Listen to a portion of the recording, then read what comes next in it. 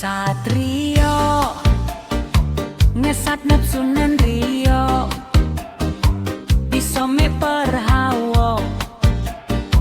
wani labuh nuso bongso dudungan tek labuh bongso liyo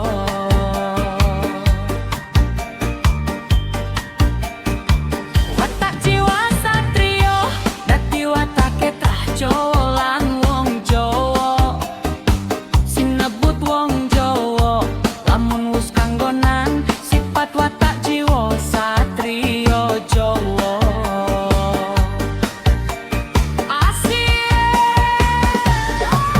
aturan telur Jawa banyu wiline bakal mudhun sifat watak jiwa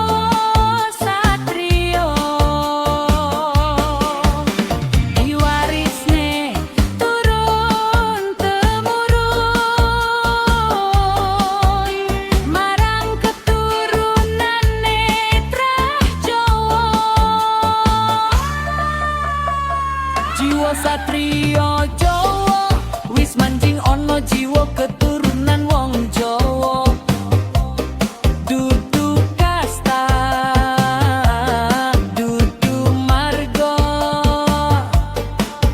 budaya Jawa ra ono kasta lan marga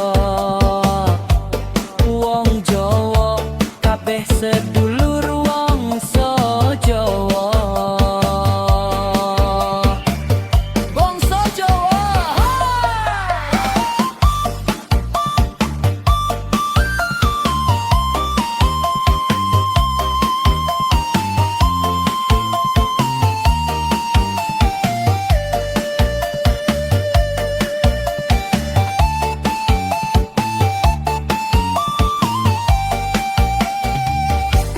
watak jiwa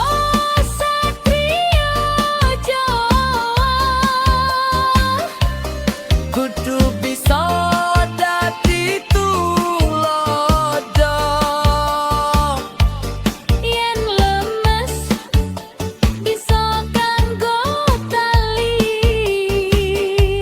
yen kaku bisa kanggo pikulan goyang jo irip